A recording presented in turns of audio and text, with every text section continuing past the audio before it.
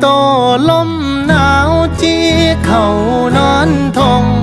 เฮ็ดกินห่วมมองน้ำกันน้องพี่ความสุขเปรียบง่ายไปน้ำวิธีคนบ้านเฮานี่หากันมันแกนเมื่อบ้านเติมฮักมาพักเติมใจอุกอังแนวใด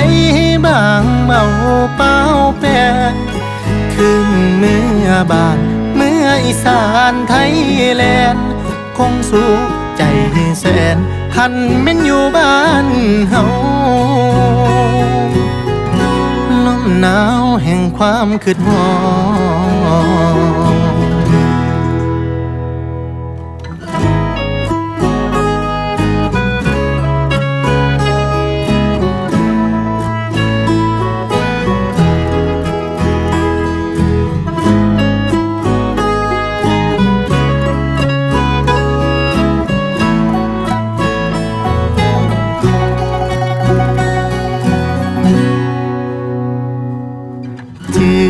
ดได้ดีใน